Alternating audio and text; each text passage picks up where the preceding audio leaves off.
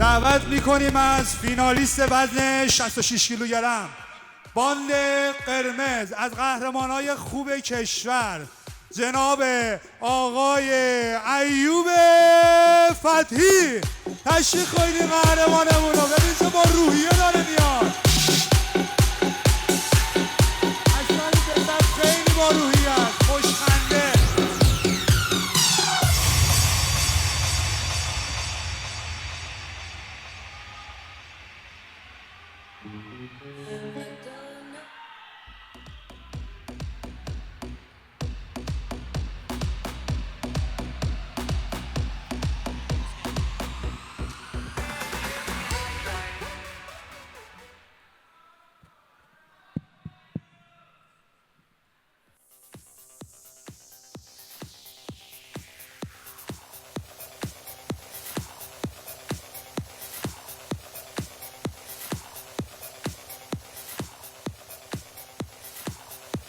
حتما عزیزمون آقای قلیپور دارن زحمت میکشن. تقدیر و تشکر از تمامی عوامل اجرایی، داوران بزرگوار به شبانه روز زحمت کشیدن. ماشاءالله ماشاءالله با چه آمادگی داره میاد داخل. ایوب فتحی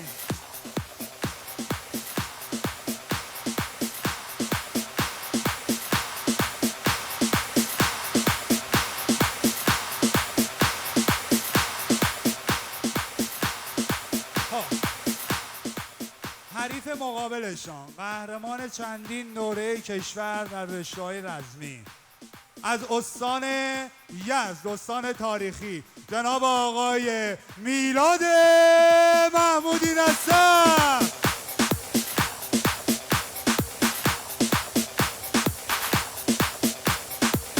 چه مبارزه‌ای بشه تو وزن 66 کیلوگرم. میلاد محمودی نصر از استان یزد.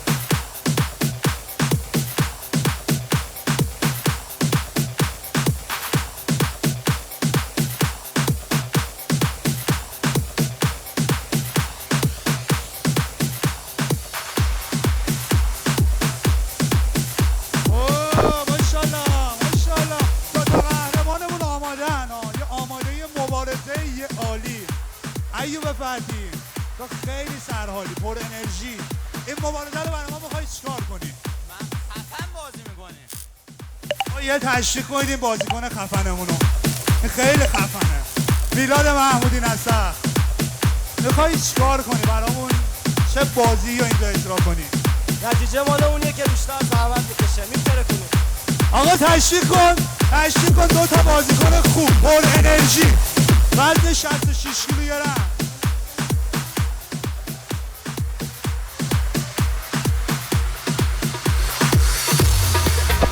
آقای دیجی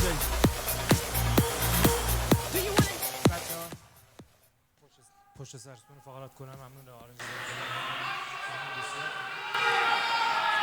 آقا بریم این بازی شاهد باشیم. مثلا این بازی خیلی پرهیجانه. فقط تشریح یادتون نره.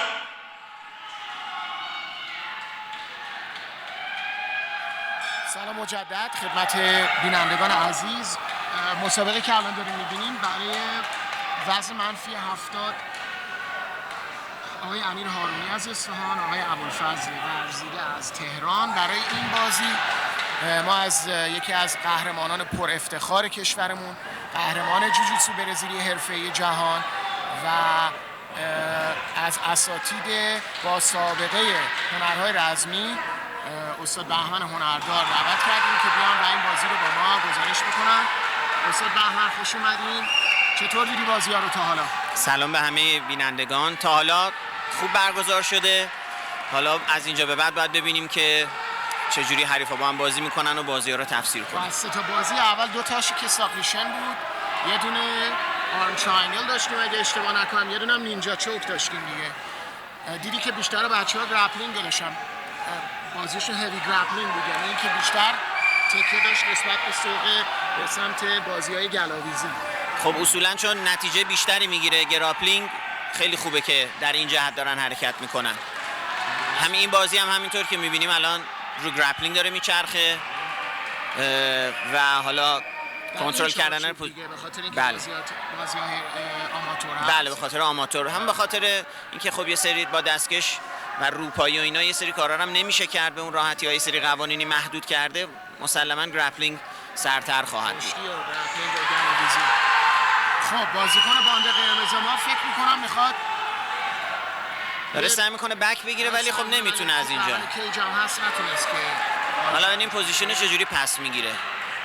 آندر هوکو داره، تقریبا سیف از اینجا. خوب بلند شد. حالا باید ببینیم میتونه تموم کنه اینو ببره تو گوشه. اگه میتونه که قاعدتا باید دنبال یه تیک داون باشه اینجا.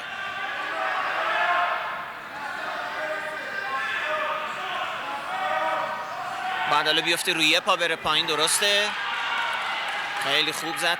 حالا باید ببینیم چجوری از این پوزیشن بازی رو میبره جلو. چون حریفم از زیر الان آندرهوک داره، خیلی اجازه کار فعلا نداده به حریف قرمز.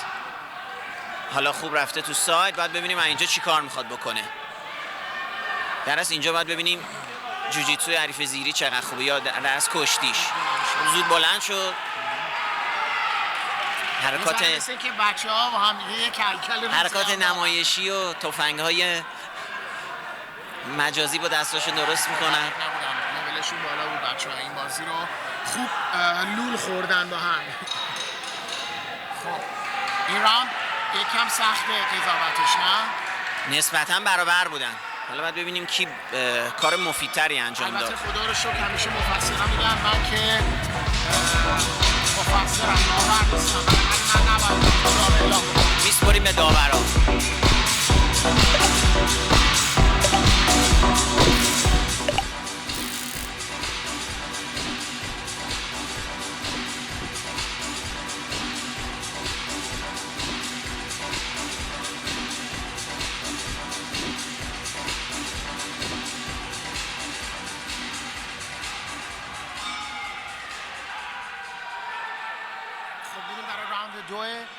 مسابقات فینال منفی 70 کیلوگرم یا همون لایت ویتی که مرسوم هست در مسابقات. سعی کرد پاشو بگیره، خیلی خوب خیمه زد. خیلی خوب اینجا هدن آرم کنترل تموم میکنه تیک داونش. حالا ببینیم اینجا چی کار میکنه.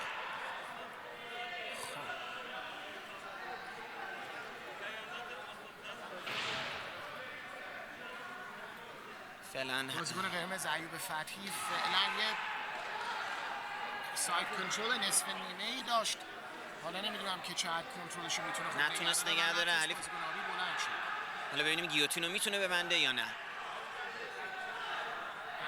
اناکاندا گرفته، دستش رو رد کرد از زیر بغلش. گرفته. اتفاق خیلی خاصی فعلا نمیفته. گریپ خوبی نداره.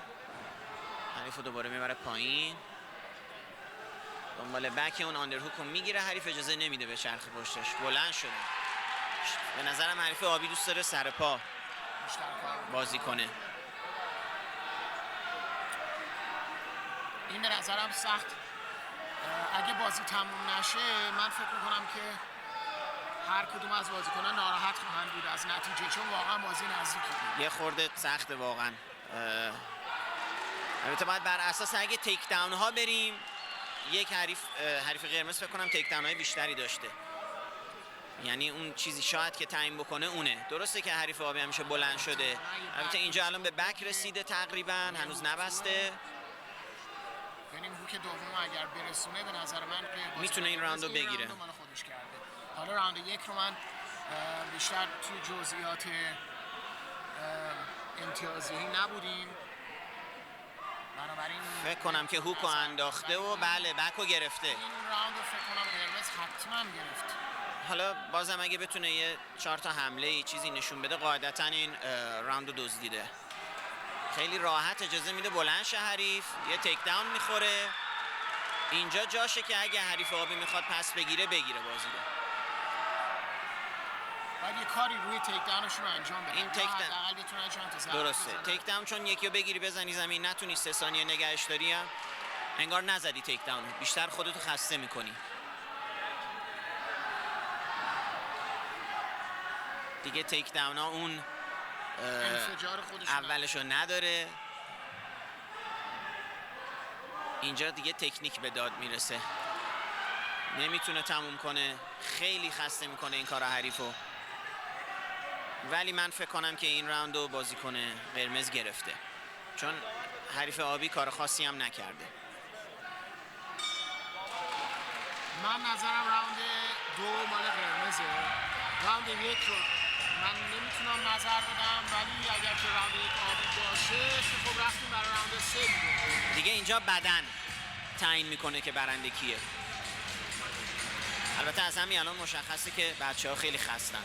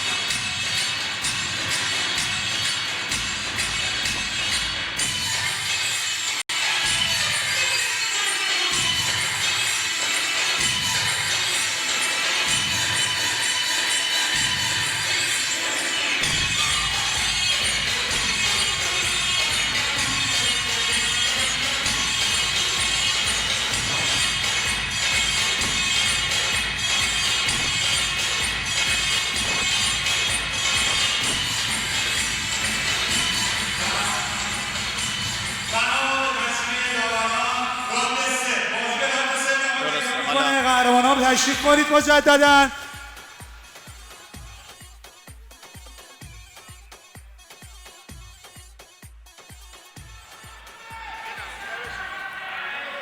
به نظرم اگر قرمز میخواد ببره بازی رو، باید یا یه تکداون خیلی خوب اول بازی بزنه یا نگه داره آخر بازی، چون به نظر یه خورده خسته میومد تو راوند قبلی. البته آبی هم اگه نگاه کنی دیگه رو پنجاش کمتر میره. الان اونم پاهاش، کف پاهاش چسبیده به زمین، فکر کنم اونم خسته شده. خیلی مشت تلگراف شده بود، حریف از 100 متری دید مشتو. تکداون و یه خیمه خوب از بازیکن باند آبی و یه ضربم زد توی بلند شدن. حریف قرمز به نظرم یه خورده دیگه خسته به نظر میاد، داره مشت میخوره تو تیک داون ها، بعد نمیتونه تموم کنه. اگه بتونه اینجا تموم کنه خیلی اتفاق خوبی میفته. تقریبا حالت لنگ میخوره، البته هنوز اتفاقی نیفتاده. اینجا تیک داونشو میگیره، داون تو گوشه کیج هم گرفته، برای همین الان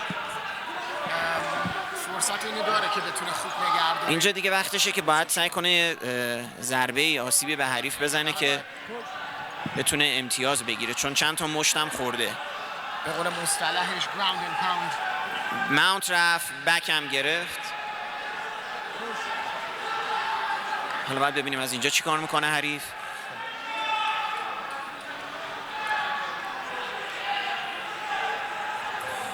این پوزیشن البته بادی ترینگل بسته.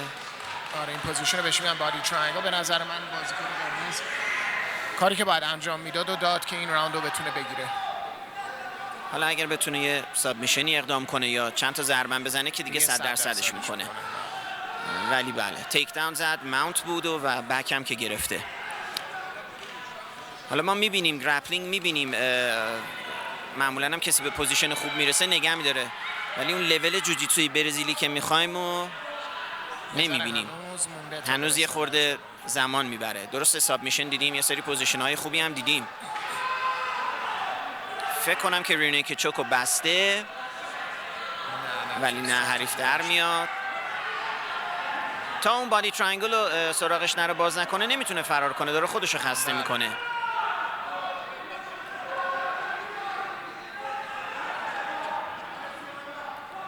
نباید اجازه بده اون یکی دست بیاد. جفت جور کرده. اگه آرنجش هم دقت بکنین تقریبا ماماس با چونه بازیکن آبی شده، ولی اون یکی دست در بیاد تقریبا تمومه. فکر میکنم که تایم انقدرم نمونده باشه که بتونه این چوکو به یه سرانجامی برسونه. متاسفانه تو این پوزیشن خیلی کار خاصی نمیشه کرد و اینجوری که بوش میاد بازیکن قرمز این بازی رو برده.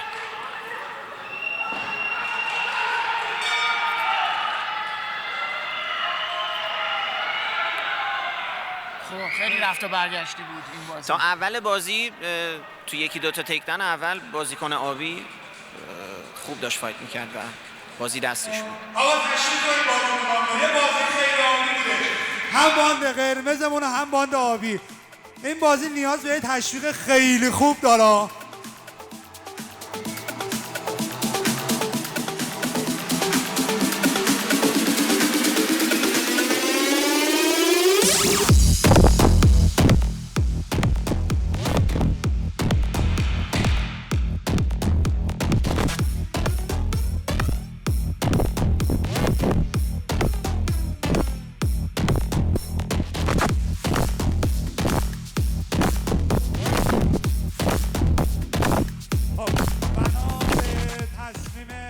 جوری راند 4.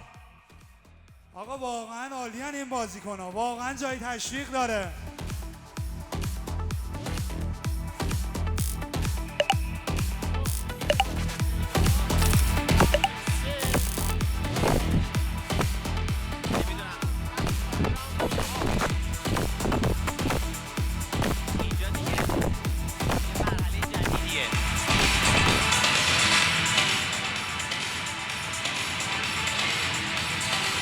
ببینیم که داورا رو چه حسابی بازی رو مساوی دادن، امتیازشون بر چه اساسی بوده، چون کنترل پوزیشن های خوب تایم زیادیش دست بازیکن قرمز بود. بازیکن آبی هم نه ضربه خاصی زد، یکی دوتا مشت و در کل پوزیشن خاصی نداشت. حالا باید ببینیم که این راوند کی دیگه چی کار میکنه.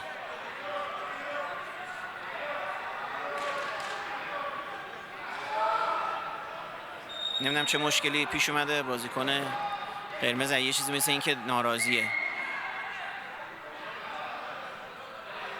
یه خورده بازی از دست داور خارج شده، کنترلش مثل این که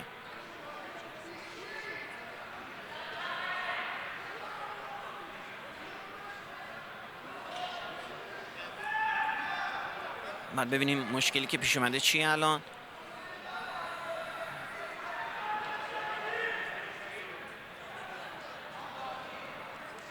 مثل این که گوشه قفس خیس بوده. خب برای اولین بار توی مسابقات امروز برای راوند 4 داریم آماده میشیم. اتفاقی که میفته که بره برای راوند 4 یعنی اینکه هر کدوم از بازیکنان یه راوند برده بودن که رفتن راوند 3 و نتونستن یک برنده مشخص توی راوند 3، یعنی جا بوده، یعنی راوند 3 مساوی اعلام شده. حالا امیدواریم راوند 4 مساوی نشه. راوند 1 و 2 هم 10-9 بوده که نتونسته امتیاز قاعدتاً بله، یعنی 10 آبی برده و بازی راوند 2 هم 10 قرمز، سوم هم که مساوی.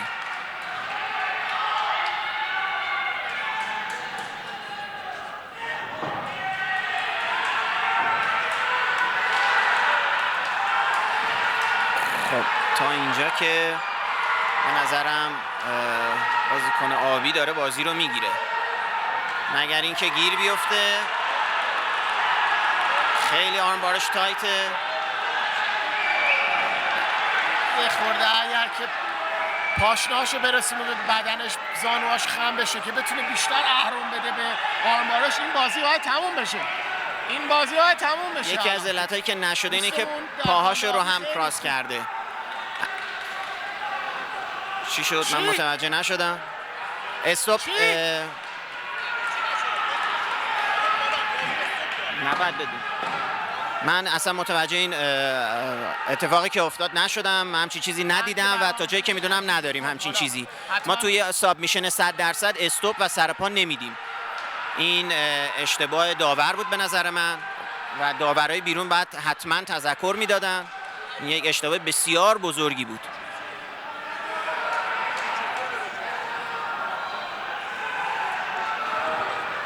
شما پوزیشن 100% رو نمیتونی از یه حریف بگیری سر پا بدی. اگر هیچ اتفاقی نمیفته بله.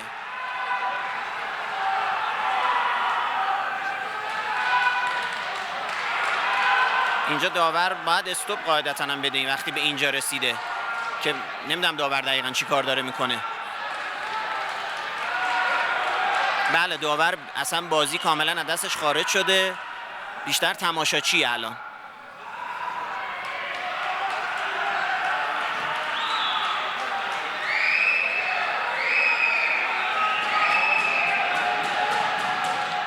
این بازی استاپ داره دیگه، داور باید بازی رو استاپ بده.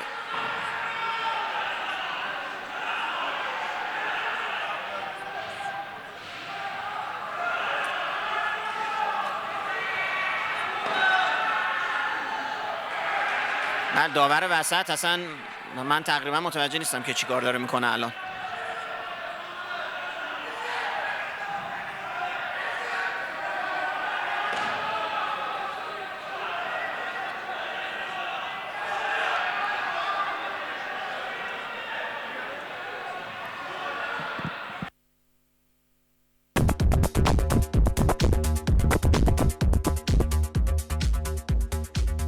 آقا ما این دوتا فایترمون رو تشویق کنید.